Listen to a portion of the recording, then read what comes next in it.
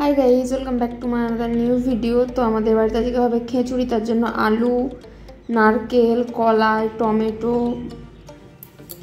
ফুলকপি, বাঁধাকপি, গাজর, চিনি, সয়াবিন, ধনে পাতা সব অলরেডি কাটা হয়ে গেছে। হাঁড়িও চাপানো হয়ে গেছে উনুনে। তো এবার মশলা বাটা হচ্ছে। তো আদা জিরা এসব আর কি নিরামিষ খিচুড়ি হবে, তার জন্য আদা জিরা বাটা হচ্ছে। তো এখানে চাল তুলে দেওয়া হচ্ছে হাঁড়িতে।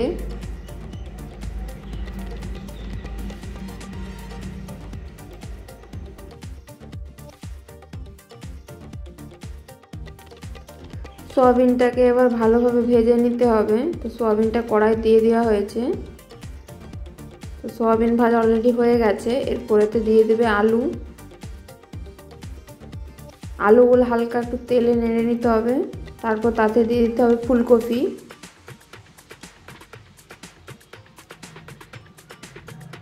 ফুলকপিগুলো ভালোভাবে নেড়ে নেওয়ার পর তাতে দিয়ে দিচ্ছে গাজর,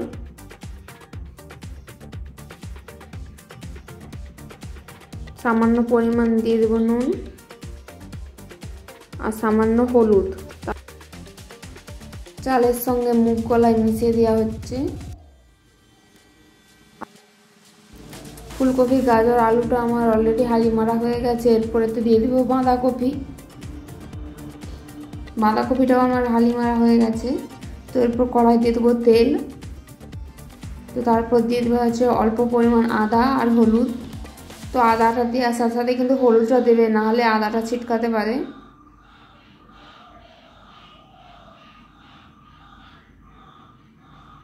তো এরপর দিয়ে দেওয়া হচ্ছে জিরা বাটা।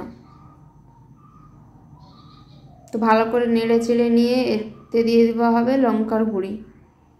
তো যে যেরকম পরিমাণ ঝাল খেতে পছন্দ করো সে দেবে সেরকম পরিমাণ লঙ্কা।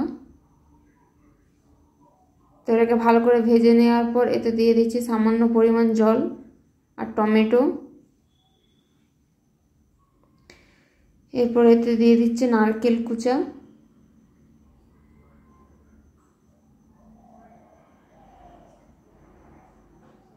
আর ধনা পাতা।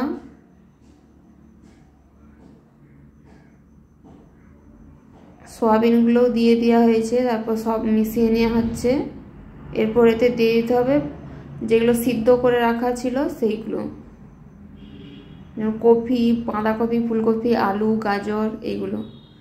এটাকে ভালো করে নেড়েছে।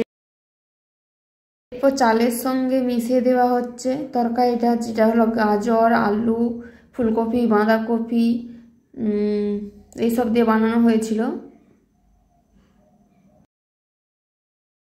শেষে যে যার পরিমাণ মতো এতে চিনি মিশিয়ে দেবে, যে যেরকম মিষ্টি খেতে পছন্দ করো। তো তোমাদের ভিডিওটা কেমন লাগলো অবশ্যই কমেন্টে জানিও। আর আমার চ্যানেলটা লাইক শেয়ার সাবস্ক্রাইব করে দিও। Bye bye.